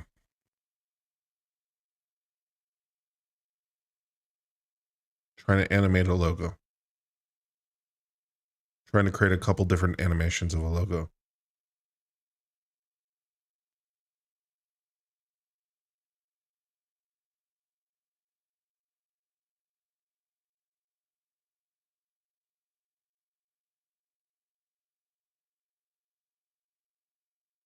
Want to see what I'm seeing? All right, fuck it.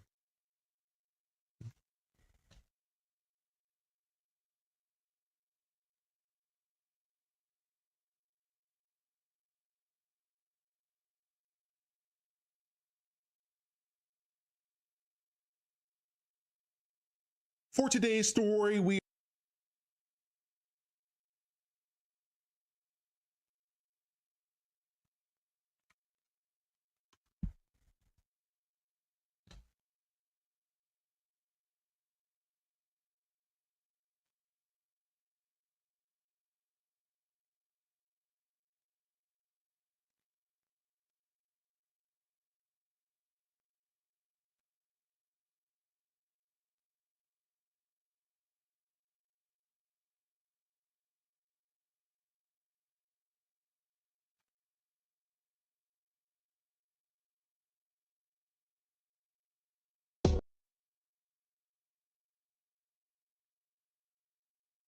hell?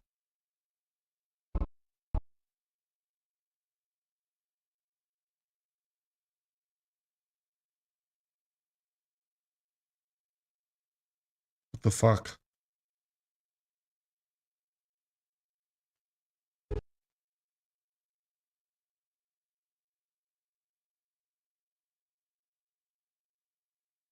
Okay.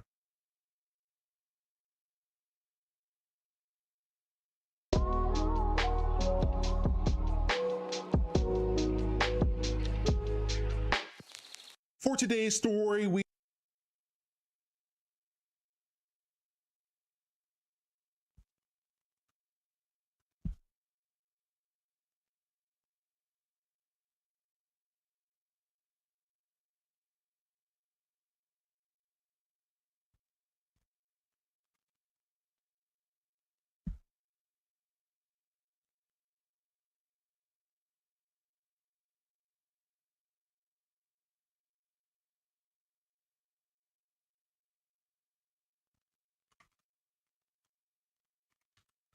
Do you what fusion?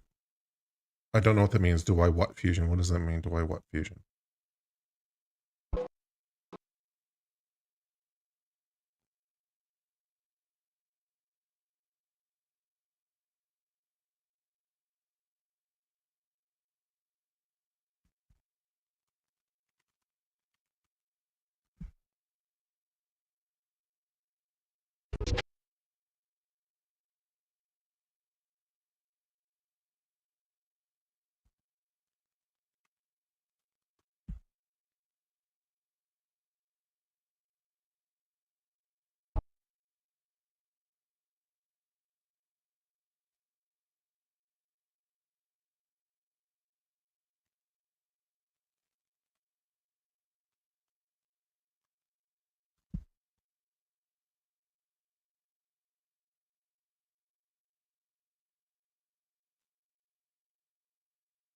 What? There are many different kinds of animation.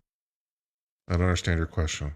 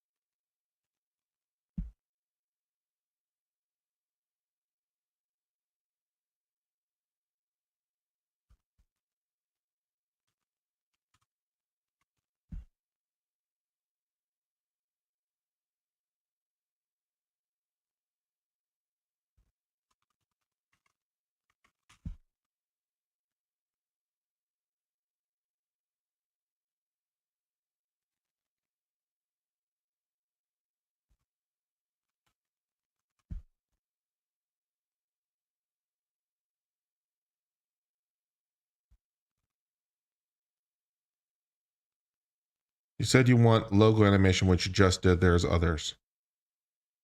There's other animations. Yeah, I wanted to learn how to create other animations, but I couldn't show you what I was watching and people got bored. So I gave up.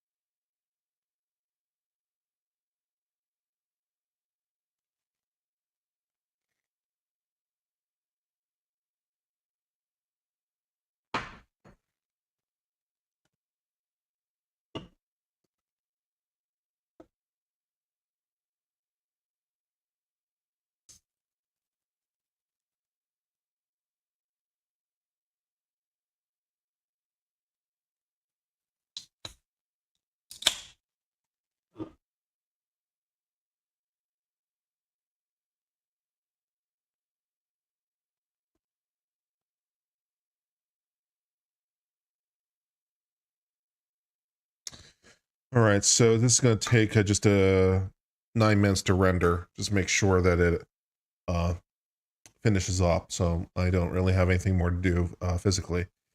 So we have 9 minutes of Q&A, I guess, just to make sure that it renders properly. And then once this is done, I'll export it to audiophonic and get the versions back, and then I'll start releasing them gradually. So now that it seems to be rendering successfully. What you got? Replay, let's take another look. I can't replay, I'm in the middle of rendering.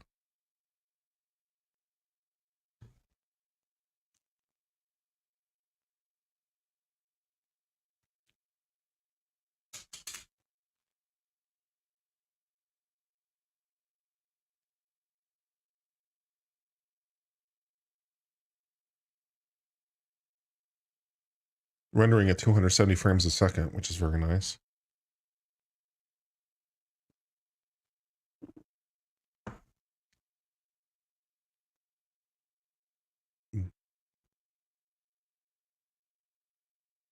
So let's see, it's 30 frames a second, so that's 60, 160, 120, 240. It's like 4 seconds at a time. Now it's doing like 2 seconds at a time. That's nice.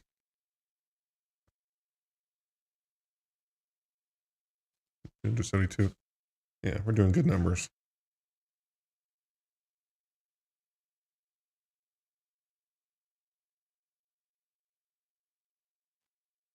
Talk geek to me.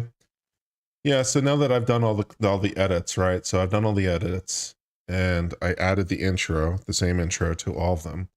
So we have the same intro, and I'll learn at some point how to create additional intros because I only have the one logo animation.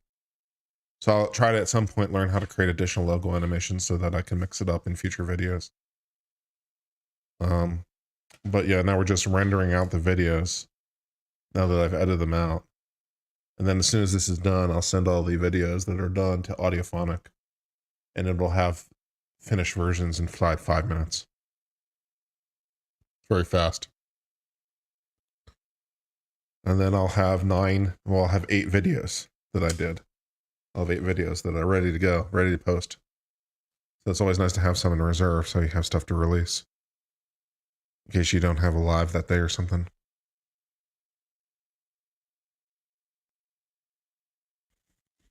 Busta Rhyme. What's my favorite history to cover as a legal point of view? I like modern American history.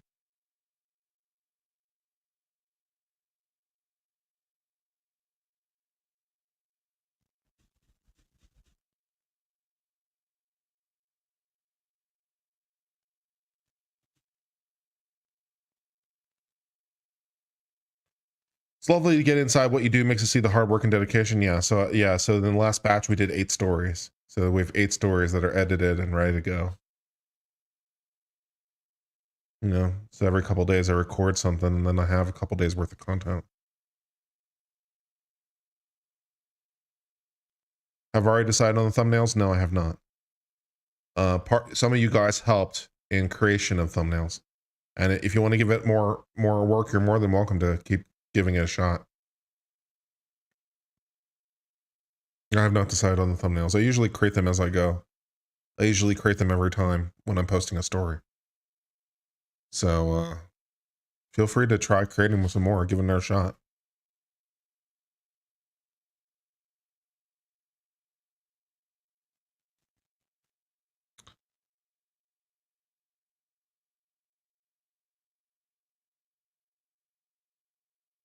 Four minutes left of some of these broads look scary. That's true.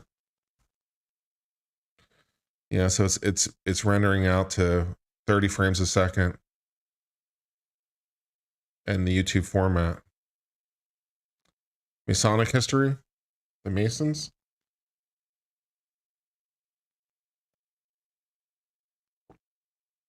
Oh, that beer's nice. Am I going to any conventions this year? I don't think so. I was thinking about going to the one Emily D. Baker was speaking at, but it was like $1,000 to go, and I don't have the budget for that right now. Trying to save money. you know, the channel's doing well and prospering, but it's, you know, I'm still needs to grow more. But 118,000 subs.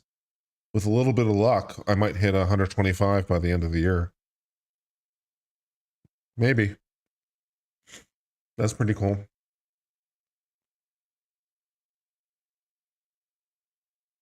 And then I got to do my taxes, which means writing the government a big ass check.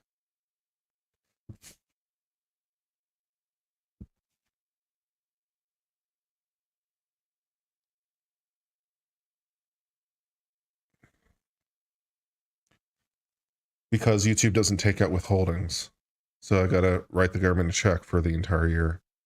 And I probably need to start doing quarterly returns just to make my own sanity.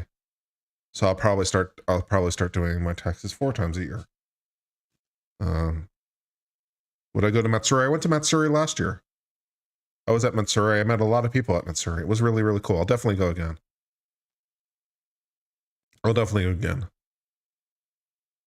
Am I planning to travel? Yeah, I'm going to visit my parents for Thanksgiving. I got a flight on Wednesday to visit my folks.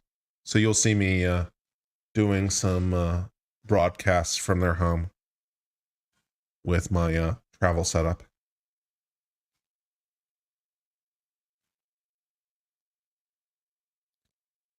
Yeah, is everyone the Discord? That's where the thumbnails are submitted? That's right, yeah. Please go on the Discord if you're so inclined. And try to generate some thumbnails if you like. And if there's some good ones out there, I might use them. Separate bank account to put funds in that just go to taxes and such helps. Well, I set up separate bank accounts for the LLC this year. Because I had been just doing it out of my personal funds, but to make it to make things a little bit easier to manage financially, I created an LLC, and then all the business stuff now goes through the LLC. So it makes it a little bit easier in the future, hopefully, to keep taxes and expenses clear. So they'll keep my business expenses clear, especially if I decide to at some point convert it into an S corp. So I have that like set up and ready to go. But yeah, so I have to unpack it. So I have to go through my credit card statements, and I have to go through my credit card statements for the last year and try to figure out which was and remember what was business expenses and what's not. So it's a little tedious, but it'll be fine. It'll take a couple hours to go through my credit card statements and various statements and highlight the things that were business expenses and make the proper deductions. Does Texas have a state tax? No, it does not, thank God.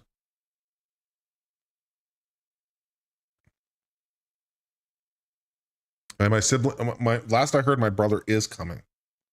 I do not have any nieces and nephews though.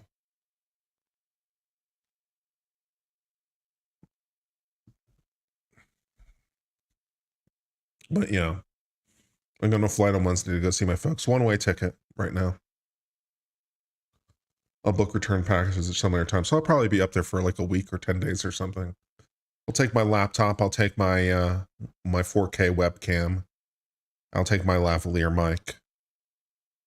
And we'll still do stuff from there. Where's my editor? I don't have enough editor, Stephanie. I've had editors from time to time, but I don't have an editor right now. Okay, so that completes all those things. I do my own editing. Yeah, I do my own editing for the most part. I've used editors in the past, and I've found them I found them just to be too expensive. They're too much money for what the amount of quality I get. So I just wind up doing my own editing most of the time. All right, so that is done. That phase is done. And what software did I use for my logo animation short? I don't know. The one I have, I got done for me. I think it was done on Fiverr, but I'm not sure by who. Sorry, you didn't realize you stopped using one. No, it's no problem, Stephanie.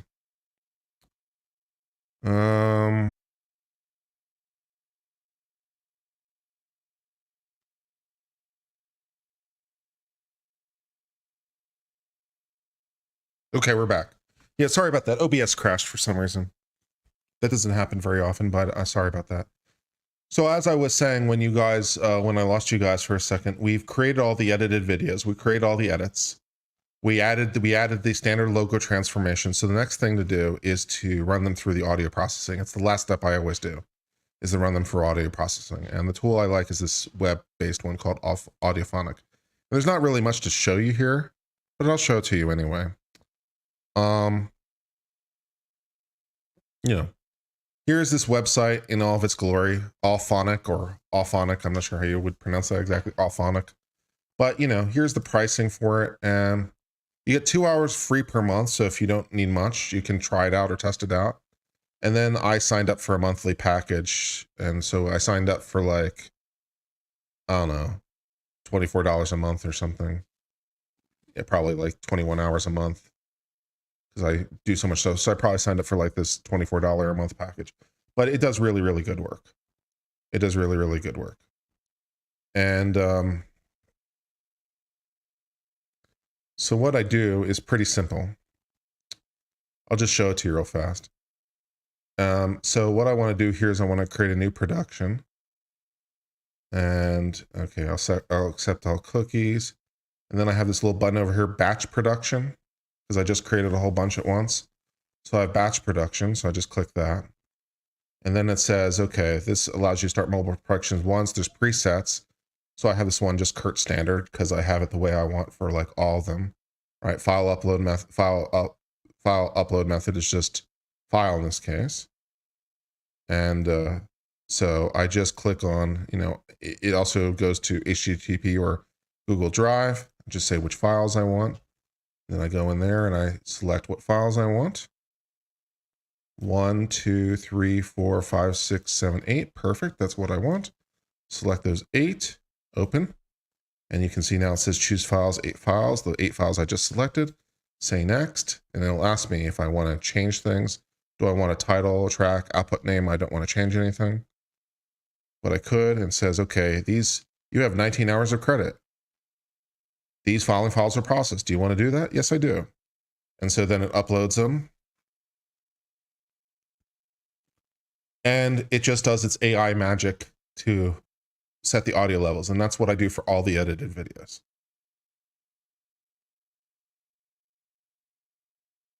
And it's easy peasy, just like that. So that'll take like 5 minutes or so for that to finish. It's pretty quick.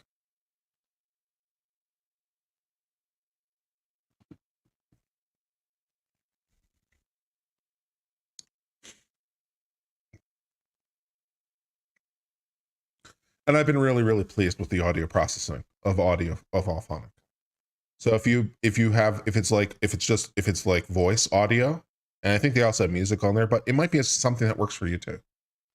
You know, it's just really easy. It's well worth the money. The difference to you is probably very, very minimal. Like you probably wouldn't notice very much between the unedited and edited version. It's very minimal, like in terms of it, but it does smooth things out. So it's worth it to make it just, you know, that much more precise. And does a really good job so that you know, don't have to pay for a personal editor.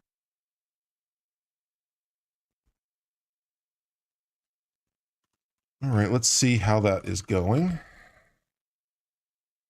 This is pretty fast.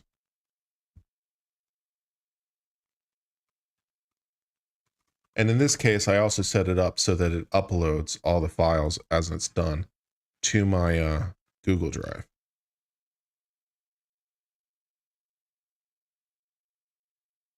So it's not done yet.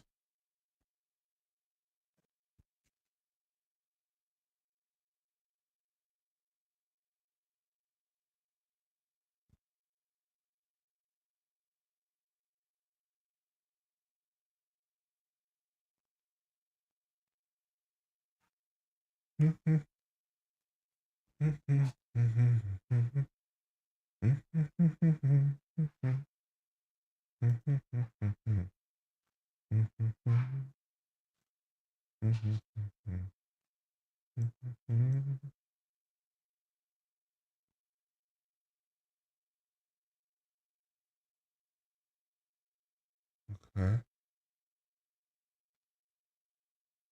I got an upload error for some reason, so I'll just copy him over to my Google Drive and have him uploaded from Google Drive because I never had that fail. So it failed for some reason uploading it from my drive or uploading from my computer. But that's okay because I also have it set up so I can upload it straight from Google Drive as well. And so I'll just go back and do it that way. I'll just close the website completely because it seems to be having a little problem right now. But yeah, this Allphonic one I really like. I used to use RX Audio Tools, which are also really, really good, but I've gotten really good results from Allphonic, so I recommend it. Like the color combo I have going? Thanks. I appreciate that. I spend a lot of time setting up those color combos so that they would be good. So I'm glad that you like them. I spend a lot of time making them look nice for you.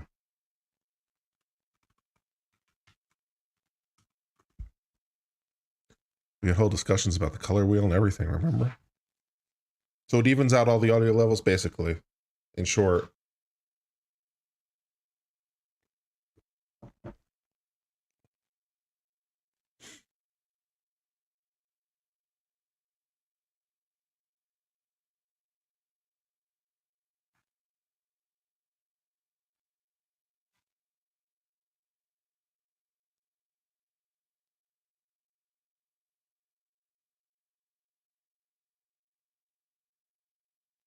Allphonic seems to have completely crashed. The website seems to be completely crashing right now.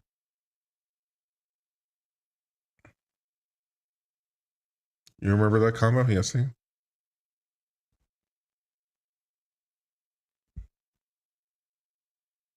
Did Stephanie already leave? She wasn't here very long. It's okay. I'm sure she's busy.